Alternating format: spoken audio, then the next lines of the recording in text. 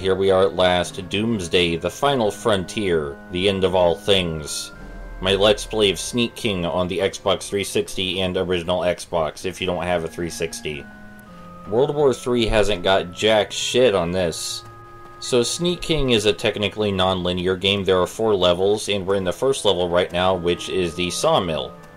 We wander around the Sawmill looking for challenges, which are newspapers with exclamation points on them. You can see them right there on our mini-map. We only have one available right now, but we'll get more available after we finish the first one.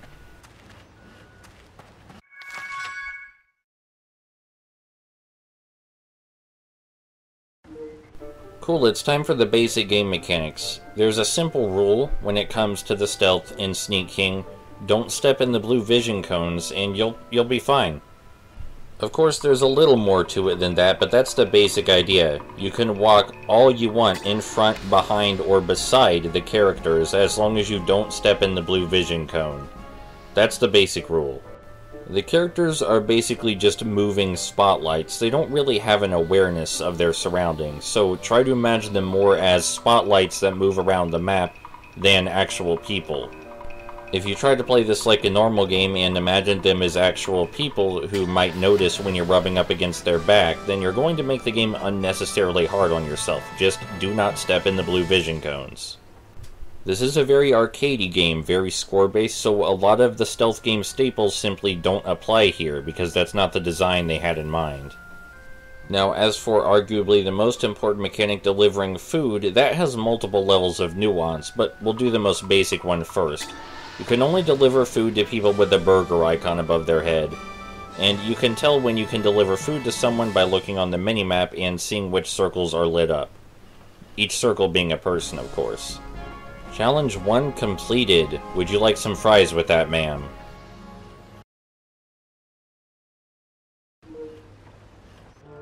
After each challenge, we get booted back to the starting point, and then we simply wander around looking for... oh, Jesus.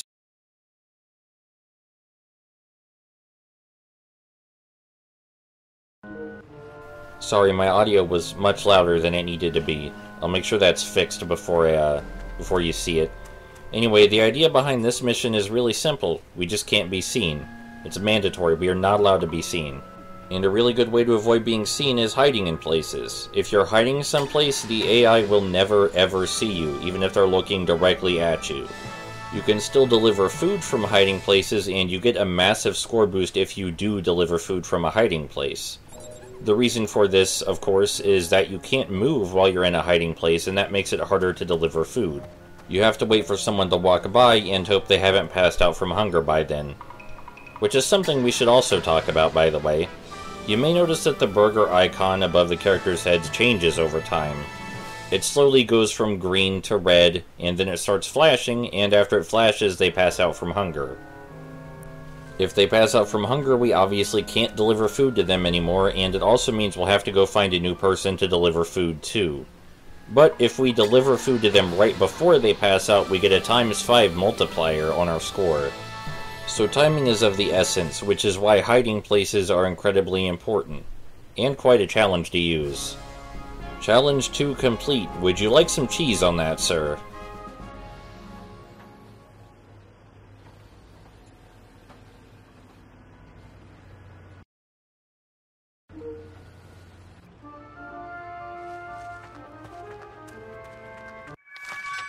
This mission teaches us about flourish. You may notice that when we deliver food, there's a gauge. The higher up on the gauge we stop, the more flourish we have. And the more flourish we have, the more points we get.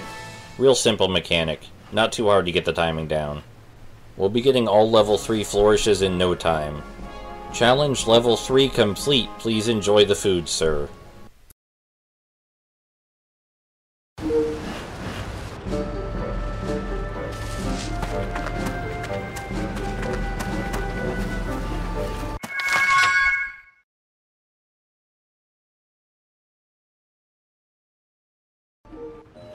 For this challenge, we are again not allowed to be seen or we fail the mission, but we also have to perform a flourish, mandatory. We can't just give them a regular surprise, we have to perform a flourish.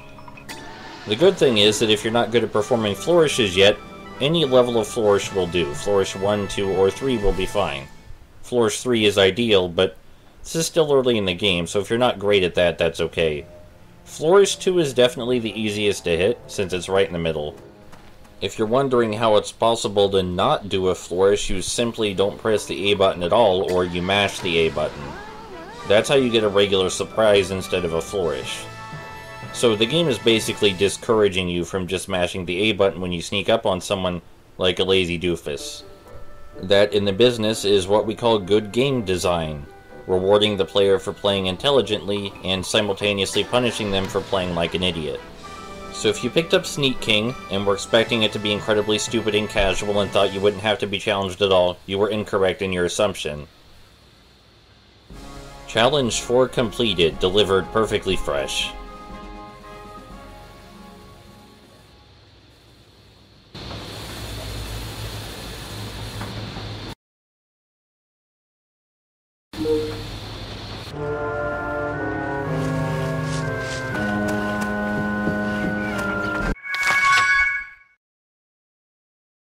So this mission is meant to teach us about our chain, which is basically a combo multiplier. The more food we deliver without being seen, the higher our chain goes. You can see our chain down there in the lower right. And the higher our chain goes, the more points we get for each delivery. The chain disappears though if we get caught. So even in missions where it's not mandatory to avoid being caught, such as this one, you should still try not to be caught, because otherwise your chain will disappear. That is, assuming you care about the game, which I do. This is what we in the business call adequate game design, rewarding the player for playing intelligently and punishing them for playing poorly, if they care about the high score mechanic. Granted, in some missions you have to care about the high score mechanic, but for some missions you can get caught all you want and still complete the objective, assuming you don't care about the high score. So part of the game's design does count on you actually caring about what score you get. Which I do. Not incredibly so, but enough to try and avoid getting caught wherever possible. If things seem a bit simple so far, well, the game stays that way because it is an arcade-like experience. This game was originally developed for Xbox Live Arcade, and Blitz Games took the arcade part of Xbox Live Arcade very seriously. Of course, when I get caught or fail a mission, I don't have to insert a new quarter, which, considering this game is roughly 4 hours long, I consider to be a blessing. Challenge complete. I cooked it myself.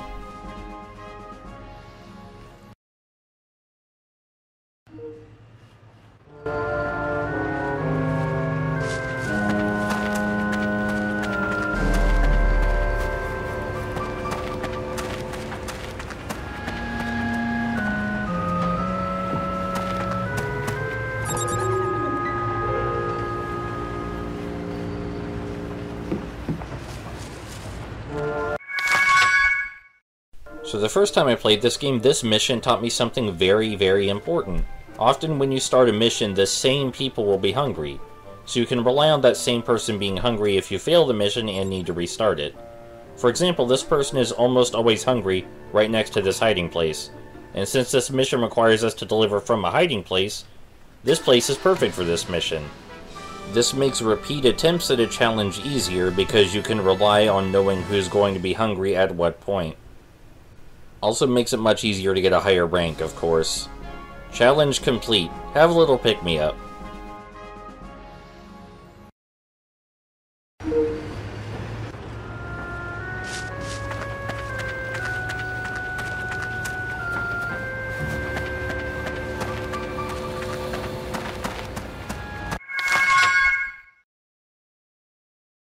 All sweet, our first time mission. This is a mission we're going to be seeing pop up a lot throughout the game, although in different variations. The goal here is simply to make 3 deliveries before time runs out. Now, a minute and 30 seconds may not seem like a lot of time, but having played this game and countless driving games, a minute and 30 seconds is a long, long time. It's even longer when you have the challenge memorized and know this guy's going to turn around the truck at any second. So yeah, repeat playthroughs of challenges obviously much easier, because it's not randomized who gets hungry for each mission. That in the business is what we call game design. It's not necessarily good or bad game design that these characters aren't randomly hungry when you start a mission. It makes things easier for the player, certainly, but if they were randomized, as long as they were still contained within a specific area, it still would be a good game.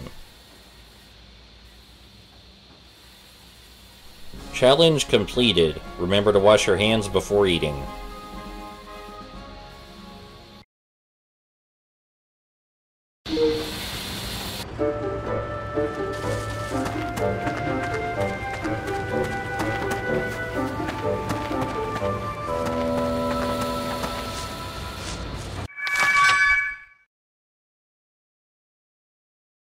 This one may seem familiar. Again, we have to make our deliveries with 1.5 minutes on the clock, but this time we also have to perform flourishes as mandatory, while in the previous time challenge we could just mash the A button.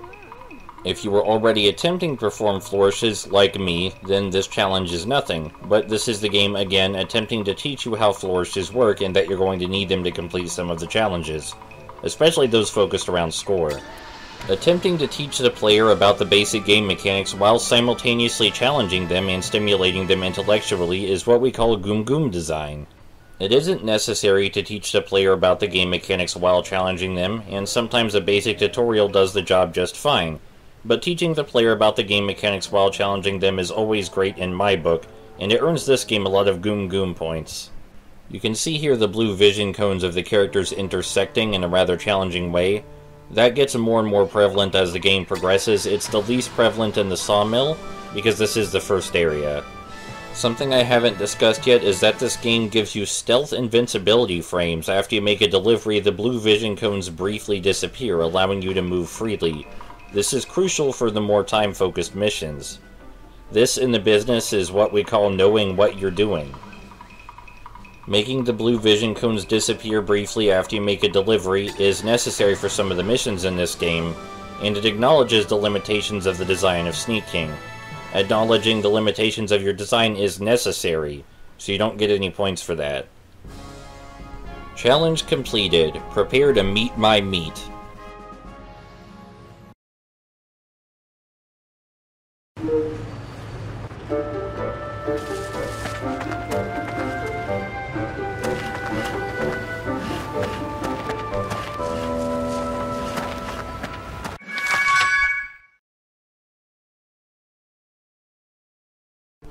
Finally, it's time to learn about the running mechanic, or sprinting mechanic rather. So you remember the blue vision cone rule? Well, there is an exception to it, and that's if we're running near someone. If we're running near someone, we will make noise which will alert them to our presence. You can see the noise meter on the minimap right there, but I never use it because as a general rule you just shouldn't be sprinting too close to someone. If you're sprinting outside of the radius where their blue vision cone could reach, then you're fine. But if you're sprinting inside the radius, then you're not fine. This in the business is what we call confusing game design, including mechanics meant to help you that don't really do anything, such as the noise meter. It's clear that the noise meter was meant to help the player use the sprint effectively, but instead using basic spatial awareness does the job much better. Because even if you are heard while sprinting, you can still escape from being seen, assuming you know what the potential radius of the blue vision cone is. So basically the sprinting mechanic is at once more and less than it seems. It allows you to do cool things, but at the same time it doesn't seem like it allows you to do cool things, because of the way it's implemented and the implications of the noise meter mechanic, which doesn't actually help.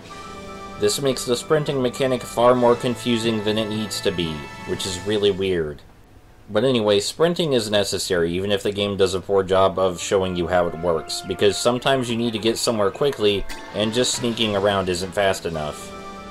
You'll see a dot light up on the minimap, and you want to go over to that dot so you can deliver food to it, but it's so far away, so you gotta hold down the trigger to sprint. At the same time you're sprinting, you gotta watch out for those other dots on the map, otherwise they may see you along the way, and there goes your chain multiplier and or the entire mission. As for this mission in particular, it's really easy. We just have to make 7 deliveries, and it's to teach us how the sprinting mechanic works. We're just supposed to be running from place to place as quickly as possible.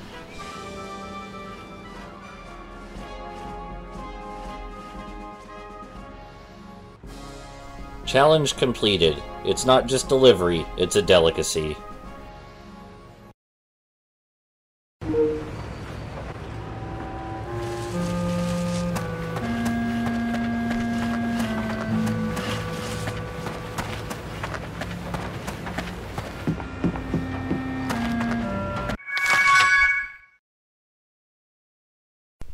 Here we go, finally some real shit. We gotta get 10,000 points in 60 seconds, which is actually really easy if you've been paying attention. We just need a level 3 flourish, we need to deliver to someone who's really hungry, and, you know, the chain multiplier doesn't hurt. If we delivered from a hiding place, we could actually theoretically get 10,000 points in a single delivery. We can also get 10,000 points in a single delivery if our chain count is high enough, but I mean we could get 10,000 points in our first delivery if we did it from a hiding place in just the right way. But the way we're doing it, getting 10,000 points in just 2 deliveries is perfectly fine and perfectly doable. Anyway, this is the 10th challenge of this video, and as such we're going to stop after this one and do the remaining 10 challenges of the sawmill in the next video. There are 80 challenges in total, so you can expect 8 videos. Next time we'll get to explore the second half of the sawmill, which we actually haven't done yet. Challenge completed. Dairy Queen's burgers aren't so great after all.